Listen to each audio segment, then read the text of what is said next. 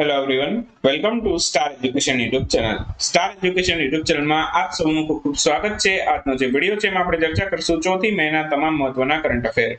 સૌથી પહેલા તો આપણી ટેલિગ્રામ ચેનલ જોઈન કરી લેજો. સ્ટાર એજ્યુકેશનની તમામ ઓફિશિયલ અપડેટ તમને આ ટેલિગ્રામ ચેનલમાં મળતી રહેશે. માત્ર ટેલિગ્રામમાં જઈ સર્ચ કરો સ્ટાર એજ્યુકેશન, આ પ્રકારે તમને ટેલિગ્રામ ચેનલ મળી જશે.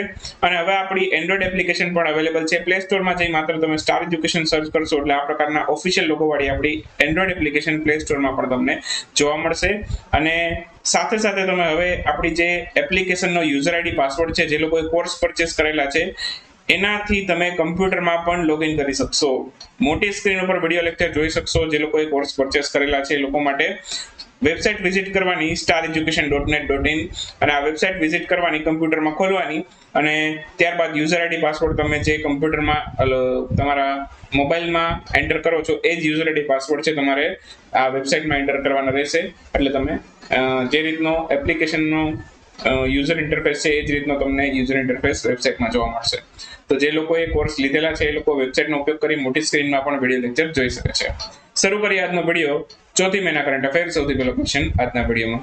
હાલમાં જ ગગન એડેડ એપ્રોચ એનો ઉપયોગ કરીને લેન્ડિંગ કરનાર એશિયાની સૌથી પહેલી એરલાઇન કઈ બની છે? તો આ ગગન એડેડ એપ્રોચનો ઉપયોગ કરીને લેન્ડિંગ કરનાર સૌથી પહેલી એરલાઇન કંપની બની છે ઇન્ડિગો. તો આન્સર આવશે ઇન્ડિગો. તો ઓપ્શન એ આપણો આન્સર થશે. હવે થોડુંક આમાં ડિટેલમાં સમજીએ, કેમ કે આ ટોપિકમાંથી મારા ખ્યાલથી જીપીએસસી માં એકાદો ક્વેશ્ચન છે આવી શકશે. તો આ ટોપિક છે એનો ડિટેલમાં અભ્યાસ કરીએ. તો ગગન એડેડ એપ્રોચ, બરાબર. પહેલા તો ગગનનું પૂરું નામ યાદ રાખજો. આ ગગન છે, બરાબર, એને બનાવેલું છે ઈસરો અને એરપોર્ટ ઓથોરિટી ઓફ ઇન્ડિયા, બંને દ્વારા મળીને આનું નિર્માણ કરવામાં આવેલું છે, બરાબર. તો ગગન છે એનું નિર્માણ કોને કરેલું છે? ઈસરો અને એરપોર્ટ ઓથોરિટી ઓફ ઇન્ડિયા, બંને મળીને આ ગગનનું નિર્માણ કરેલું છે. અને આ ગગનનું પૂરું નામ થાય GPS aided geo augmented navigation. તો આ એનું પૂરું નામ છે. ફરી એક વખત રિપીટ કરું છું, ગગનનું પૂરું નામ શું છે? GPS aided geo augmented navigation. તો આ એનું પૂરું નામ છે. તો હવે આનો ઉપયોગ કરી, ગગન એડેડ એપ્રોચનો ઉપયોગ કરી ને લેન્ડિંગ કરનાર એશિયાની સૌથી પહેલી, જો અહીંયા ભારતની નહીં, એશિયાની સૌથી પહેલી એવું કીધું છે. તો એશિયાની સૌથી પહેલી એરલાઇન કંપની બની છે ઇન્ડિગો, બરાબર. અને ગગન એડેડ એપ્રોચ છે એ શું છે? તો ગગન એડેડ એપ્રોચ છે એ સ્પેસ બેઝડ ઓગમેન્ટેશન સિસ્ટમ છે. Space based augmentation system. હવે તમને એમ થાય આ શું છે સ્પેસ બેઝડ ઓગમેન્ટેશન સિસ્ટમ? તો હું તમને એક ઉદાહરણ આપું. માની લો કે આ એરોપ્લેન છે, બરાબર. અને એરોપ્લેન સમજી લો, અને અહીંયા એનું સ્ટ્રીપ છે જ્યાં એનું લેન્ડિંગ કરાવવાનું છે એરોપ્લેનનું, બરાબર. તો એરોપ્લેન પહેલા જમીનથી ઊંચાઈ ઉપર હશે લેન્ડિંગ કરતા પહેલા. તો એ કેટલી ઊંચાઈ પર છે, બરાબર, એની માહિતી આપે. સપોઝ માની લો કે 1000 મીટર, પછી 900 મીટર, પછી 800 મીટર, આવી રીતની જે ઊંચાઈનો ડેટા આપે, બરાબર, એ ટાઈપની જે આખી સિસ્ટમ છે, બરાબર, એને શું કહેશું આપણે? Space based augmentation system. ઘણું બધું હોય આમાં, પણ એક જસ્ટ ખાલી ઉદાહરણ સ્વરૂપે આને સમજી શકો તમે આટલું, બરાબર.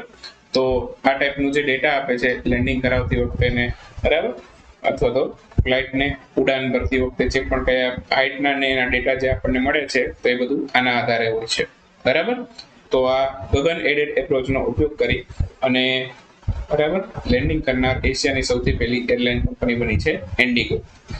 હવે આ ટાઈપની સુવિધા વિશ્વમાં કયા કયા દેશો પાસે છે સ્પેસ બેઝડ ઓગમેન્ટેશન સિસ્ટમ? તો માત્ર વિશ્વના 3 દેશો પાસે છે.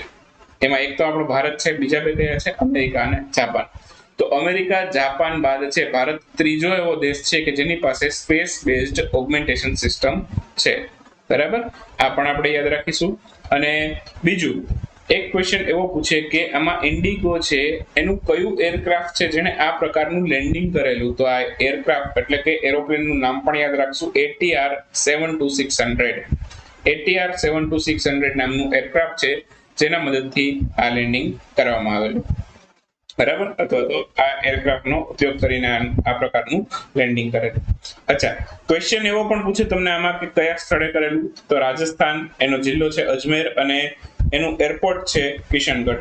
તો રાજસ્થાનનું કિશનગઢ એરપોર્ટ જે અજમેર જિલ્લાની અંદર આવેલું છે, ત્યાં આ પ્રકારનું લેન્ડિંગ કરવામાં આવ્યું છે. લોકેશન પણ પૂછી શકે, અથવા તો જીપીએસસી માં વાક્ય સ્વરૂપે આમાંથી 3-4 વાક્ય આપી દે, એમાંથી ફક્ત 1 ફક્ત 2 વાળા ક્વેશ્ચન કાઢી શકાય એમાંથી.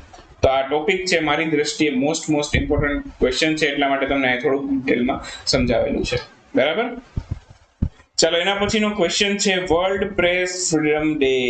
વર્લ્ડ પ્રેસ ફ્રીડમ ડે આની ઉજવણી ક્યારે કરવામાં આવેલી? તો વર્લ્ડ પ્રેસ ફ્રીડમ ડે છે એ 3 મે ના રોજ ઉજવવાનો. તો ઓપ્શન સી આપણો આન્સર થશે. હાલમાં જ 3 મે 2022 ના રોજ વર્લ્ડ પ્રેસ ફ્રીડમ ડે ની ઉજવણી કરવામાં આવેલી છે. આ વખતની આની થીમ શું છે વર્લ્ડ પ્રેસ ફ્રીડમ ડે ની? તો યાદ રાખીશું આપણી થીમ શું છે આની, information as a public good. Information as a public good આ વખતની વર્લ્ડ પ્રેસ ફ્રીડમ ડે ની 2022 ની આ થીમ છે. ઓકે. અને સંયુક્ત રાષ્ટ્રની જનરલ એસેમ્બલીની અંદર છે 3 મે નો જે દિવસ છે, બરાબર, એને વર્લ્ડ પ્રેસ ફ્રીડમ ડે તરીકે ઉજવવાનો જે પ્રસ્તાવ છે એ પસાર થયેલો 1993 ડિસેમ્બર 1993 પસાર થયેલો. બરાબર. અને સૌથી પહેલી વખત ઉજવાયેલો ક્યારે, કદાચ એવું પૂછી લે તો સૌથી પહેલી વખત આની ઉજવણી ક્યારે થઈ હોય? 1994. બરાબર. ડિસેમ્બર 1993 તો પ્રસ્તાવ પસાર થયો, એના પછીના વર્ષે ઉજવાયેલો હોય. 1994 આ સૌથી પહેલી વખત વર્લ્ડ પ્રેસ ફ્રીડમ ડે ની ઉજવણી કરવામાં આવેલી. ચાલો એના પછીનો ક્વેશ્ચન છે, આ પણ ઇન્ટરેસ્ટિંગ છે, આ પણ રસપ્રદ ક્વેશ્ચન છે. વિશ્વ અસ્થમા દિવસ છે, આ પણ પૂછી શકે તમને પરીક્ષાની અંદર. આની ઉજવણી ક્યારે કરવામાં આવેલી? હવે દર વર્ષે છે આનો ડેટ છે ફિક્સ ના હોય. બરાબર. દર વર્ષે ક્યારે ઉજવાય એ ખબર છે. બરાબર. એ ક્યારે ઉજવાય? તો કે મે મહિનાનો પહેલો મંગળવાર. મે મહિનાનો પહેલો મંગળવાર. તો આ ખાસ યાદ રાખશું. બરાબર. મે મહિનાના પહેલા મંગળવારે ઉજવાય. તો મે મહિનાનો પહેલો મંગળવાર ગઈકાલે હતો. બરાબર. 3 મે ના રોજ ઉજવાયેલો. 3 મે ના રોજ પરશુરામ જયંતિ પણ હતી. બરાબર. તો આ પણ આપણે યાદ રાખીશું. દર વર્ષે પરશુરામ જયંતિ ક્યારે આવે? વૈશાખ સુદ ત્રીજ. બરાબર. વૈશાખ સુદ ત્રીજ. તો આ પણ આપણે યાદ રાખીશું. અને દર વર્ષે વિશ્વ અસ્થમા દિવસ ક્યારે આવે? મે મહિનાના પહેલા મંગળવારે. તો એ આ વખતે હતો 3 મે ના રોજ. તો આન્સર આવશે 3 મે. તો હાલમાં જ 3 મે 2022 ના રોજ વિશ્વ અસ્થમા દિવસ ઉજવાયેલો. દર વર્ષે મે મહિનાના પહેલા મંગળવારે આ દિવસ ઉજવાય છે. સૌથી પહેલી વાર ઉજવાયેલો 1998. ક્યારે ઉજવાયેલો? 1998 સૌથી પહેલી વખત ઉજવાયેલો. અને આ વખતની આની થીમ શું છે? Closing gap in asthma care. Closing gap in asthma care આ વખતની આની થીમ છે. તો આટલા પોઈન્ટ આપણે આમાંથી યાદ રાખીશું. ચાલો એના પછીનો ક્વેશ્ચન છે, એબીપીએમ જય સેહત અંતર્ગત છે 100% ઘરોને કવર કરનાર ભારતનો સૌથી પહેલો જિલ્લો કયો બન્યો છે? ખાસ કરીને આ સેહતવાળી યોજના છે એ પ્રધાનમંત્રીએ જમ્મુ કાશ્મીર માટે શરૂ કરેલી હતી. તો આ જમ્મુ કાશ્મીરનો જિલ્લો હશે. બરાબર. તો આ બે તો આરામથી નીકળી જાય. બરાબર. તો આમાં આન્સર આવશે સાંબા. Option C. તો ક્વેશ્ચન કદાચ એવો પણ પૂછે કે આ સાંબા જિલ્લો કયા રાજ્યમાં આવેલો છે, તો પણ યાદ રાખજો જમ્મુ અને કાશ્મીર. તો હાલમાં જ એબીપીએમ જય અંતર્ગત છે 100% ઘરોને કવર કરનાર ભારતનો સૌથી પહેલો જિલ્લો બન્યો છે સાંબા. અને આ સાંબા છે જમ્મુ કાશ્મીર કેન્દ્ર શાસિત પ્રદેશનો જિલ્લો છે. જમ્મુ કાશ્મીર એક કેન્દ્ર શાસિત પ્રદેશ છે અને જમ્મુ કાશ્મીર વિધાનસભા ધરાવતો કેન્દ્ર શાસિત પ્રદેશ છે. ભારતમાં વિધાનસભા ધરાવતા કેન્દ્ર શાસિત પ્રદેશોની સંખ્યા કેટલી છે? તો કે 3. એક તો કયું? દિલ્હી. બીજું કયું? પુડુચેરી. અને ત્રીજું છે જમ્મુ અને કાશ્મીર. આ જીકે ના સંદર્ભમાં બધા પોઈન્ટ યાદ રાખજો. તલાટી જુનિયર ક્લાર્ક માટે પણ આ બધા પોઈન્ટ ઉપયોગી બનશે અને અહીંથી ડાયરેક્ટલી ક્વેશ્ચન આવી શકે પરીક્ષાની અંદર. હવે ક્વેશ્ચન એ થાય કે આ એબીપીએમ જય છે એનું પૂરું નામ શું છે? તો એબીપીએમ જય નું પૂરું નામ છે આયુષ્માન ભારત પ્રધાનમંત્રી જન આરોગ્ય યોજના. પ્રશ્ન પૂછાઈ શકે એબીપીએમ જય નું પૂરું નામ જણાવો. તો આયુષ્માન ભારત પ્રધાનમંત્રી જન આરોગ્ય યોજના. સેહતનું પૂરું નામ પૂછી શકે તો social endeavour for health and telemedicine. તો આ સેહતનું પૂરું નામ છે. સેહતનું પૂરું નામ પણ આપણે યાદ રાખીશું. બરાબર. બાકી બીજું આમાંથી બહુ વધારે ડિટેલમાં જવાની જરૂર નથી. ચાલો એના પછીનો ક્વેશ્ચન છે, આ પણ ઇન્ટરેસ્ટિંગ છે. આમાંથી પણ ક્વેશ્ચન આવી શકે. આ પણ થોડું ડિટેલમાં અભ્યાસ કરાવીશ.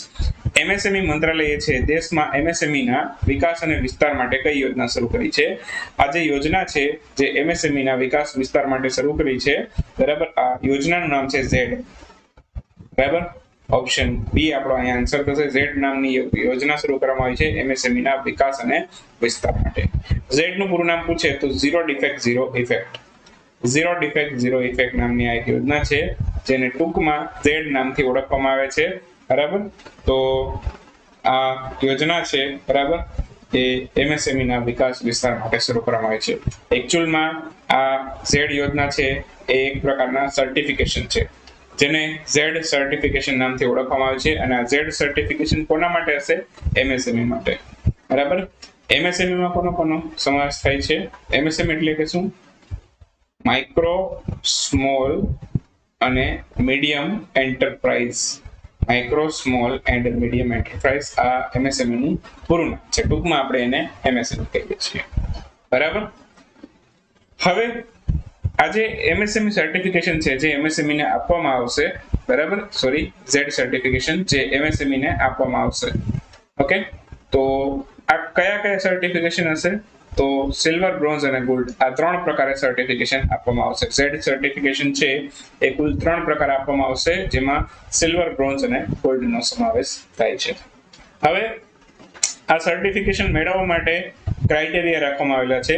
જેમ કે તમારે બ્રોન્ઝ સર્ટિફિકેશન જોઈએ છે ઝેડ નું, તો એના માટે તમારે 5 પ્રકારના ક્રાઇટેરિયા એમએસએમઈ જો પૂરા કરે તો એને બ્રોન્ઝ સર્ટિફિકેશન મળી જાય. એવી જ રીતે સિલ્વર સર્ટિફિકેશન જોઈતું હોય તો 14 ક્રાઇટેરિયા છે બરાબર એને પૂરા કરવા પડે તો તમને સિલ્વર સર્ટિફિકેશન મળે એમએસએમઈ. અને ગોલ્ડ માટે 20 ક્રાઇટેરિયા રાખવામાં આવેલા છે. તો આવી રીતે શરૂઆત તો તમારે બ્રોન્ઝ થી જ થશે. કોઈ એમએસએમઈ છે બરાબર તો એને સૌથી પહેલા કયું સર્ટિફિકેશન મળવા પાત્ર થાય? બ્રોન્ઝ. પછી આગળ જતા તે 14 જેટલા ક્રાઇટેરિયા ફિલ કરી લે તો એને સિલ્વર સર્ટિફિકેશન મળે. અને આગળ જતા બાકીના પણ 6 ક્રાઇટેરિયા ફિલ કરી લે તો એને 20 ક્રાઇટેરિયા પૂરા કરે તો એને ગોલ્ડ સર્ટિફિકેશન મળી જાય. બરાબર. તો આ પ્રકારનું એમએસએમઈ માટે સર્ટિફિકેશન શરૂ કરવામાં આવેલું છે. બરાબર, જેનું નામ આપેલું છે ઝેડ સર્ટિફિકેશન. બરાબર. આનાથી એમએસએમઈ છે બરાબર જેટલા પણ એમએસએમઈ ઉદ્યોગો છે તો એને ફાયદો શું થશે? તો સરકાર છે આમાં આર્થિક સહાય આપશે બરાબર, અને બીજી પણ થોડી ઘણી સવલતો આપશે, છૂટછાટ આપશે એમએસએમઈ ને. બરાબર. તો સરકાર આમાં એમએસએમઈ જેટલા પણ સર્ટિફિકેશન મેળવે છે, ખાસ કરીને ગોલ્ડમાં સૌથી વધારે લાભ મળશે. જે લોકો ગોલ્ડ સર્ટિફિકેશન મેળવે છે એમએસએમઈ નું એને સૌથી વધારે આમાં લાભ મળશે. ચાલો, ડિટેલમાં અભ્યાસના ટોપિક પૂરા થયેલા. હવે આપણે વાત કરીશું ક્વિક ન્યૂઝની. તો ક્વિક ન્યૂઝની અંદર સૌથી પહેલો ક્વેશ્ચન આજના વિડીયોમાં. હાલમાં કઈ સંસ્થાએ ઇનોવેટિવ એગ્રીકલ્ચર પર એક કાર્યશાળાનું આયોજન કરેલું છે? ઇનોવેટિવ એગ્રીકલ્ચર પર એક કાર્યશાળાનું આયોજન કરવામાં આવેલું છે હાલમાં જ નીતિ આયોગ દ્વારા. નીતિ આયોગ છે બરાબર એના જે ઉપાધ્યક્ષ છે બરાબર એમણે રાજીનામું આપી દીધું. એમની જગ્યાએ જે નવા ઉપાધ્યક્ષ આવ્યા છે એ કોણ છે? બરાબર, આપણે અભ્યાસ કરી ગયા છીએ આ ટોપિકનો. બરાબર, તો આ નવા જે પણ કઈ આવેલા છે બરાબર એમનું નામ તમારે મને કહેવાનું છે કોમેન્ટ. બરાબર. તાજેતરમાં કેન્દ્ર સરકારે ખાલી જગ્યા ખાતેથી ઐતિહાસિક 1000 વર્ષ જૂની અનંત તાલ ઝીલ છે એના જીર્ણોદ્ધારના આદેશ કર્યા છે. તો આ શું છે ખાલી જગ્યા? એટલે કે અહીંયા શું આવશે?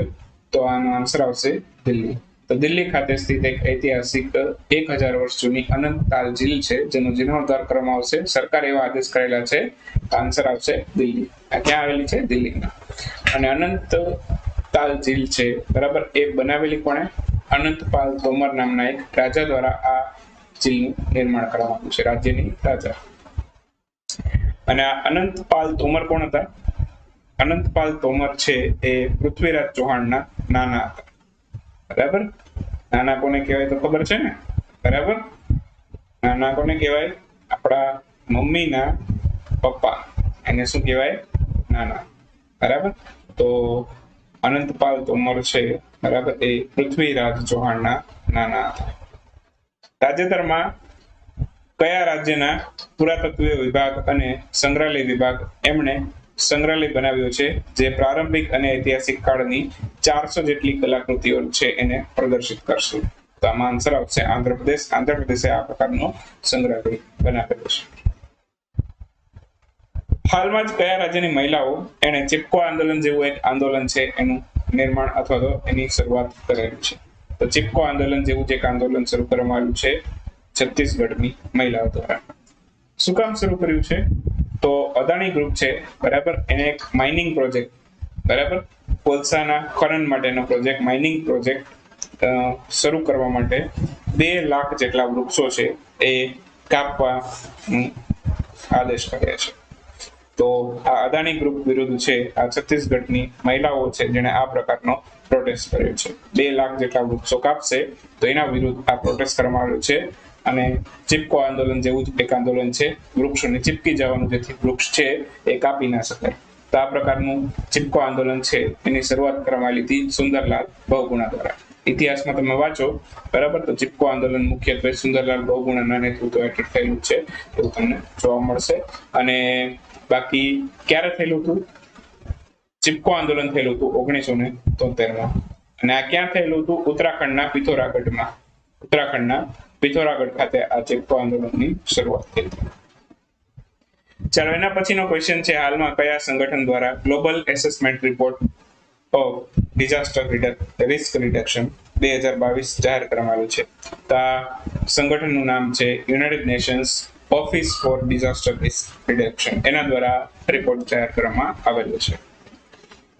તાજેતરમાં કઈ કંપનીએ લાઇટ કોમ્બેટ એરક્રાફ્ટ MK1 ના MAFT જેનું પૂરું નામ થાય છે મેઇન એરફ્રેમ ફેટિગ ટેસ્ટ, બરાબર, એનું સફળતાપૂર્વક પરીક્ષણ કરેલું છે? તો આ કંપનીનું નામ છે હિન્દુસ્તાન એરોનોટિક્સ લિમિટેડ. બીજા પણ ઘણા કારણોથી આ ચર્ચામાં રહેલી છે. મેં અગાઉ રિવિઝનના વિડીયો મૂકેલા હતા, Day 1, Day 2, Day 3, Day 4 ના ટાઇટલથી તમને આ વિડીયો જોવા મળશે. તો તમે આપણે યુટ્યુબ ચેનલમાં જઈને સર્ચ કરી શકો છો. બિનસર સેવાલીનું રિવિઝન કરાવેલું હતું, બરાબર. તો એ બધા વિડીયોની અંદર છે. તમને આમાં થોડુંક હિન્દુસ્તાન એરોનોટિક્સ લિમિટેડ વિશે પણ થોડું ઘણું ત્યારે રિવિઝન કરાવેલું. તાજેતરમાં વેક્યુમ આધારિત સિલ્વર સિસ્ટમ વાળું ભારતનું પહેલું શહેર કયું બન્યું છે? તો વેક્યુમ આધારિત સિલ્વર સિસ્ટમ વાળું ભારતનું સૌથી પહેલું શહેર બન્યું છે આગ્રા. એના પછીનો ક્વેશ્ચન છે, લોજીસેમ વાયુ 2022 પર એક રાષ્ટ્રીય સંગોષ્ઠીનું આયોજન કોના દ્વારા કરવામાં આવ્યું? આનું આયોજન કરવામાં આવ્યું ભારતીય વાયુસેના દ્વારા. અને આ લોજીસેમ વાયુ દ્વારા જ એક લીડ્સ ઇન્ડેક્સ બહાર પાડવામાં આવે છે, જેમાં આપણું ગુજરાત છે પહેલા ક્રમે રહેલું. તો આ પણ આપણે યાદ રાખીશું, આ પણ અગત્યનો પોઈન્ટ છે. હાલમાં કયા દેશના રાષ્ટ્રપતિ જેમણે ગ્લોબલ સિક્યુરિટી ઇનિશિયેટિવને આગળ વધારવાનો નિર્ણય કર્યો છે? ગ્લોબલ સિક્યુરિટી ઇનિશિયેટિવ આગળ વધારશે ચીન. ચીનના રાષ્ટ્રપતિનું નામ છે શી જિનપિંગ. તો આ પણ આપણે યાદ રાખીશું. તો 4 મેનો વિડીયો અહીં સમાપ્ત થાય છે. મળશું આવતીકાલે 5મી મેના વિડીયોમાં. ત્યાં સુધી રજા લેશું. આવજો, બાય બાય, ગુડ નાઇટ, શુભરાત્રી. Thank you for watching Star education.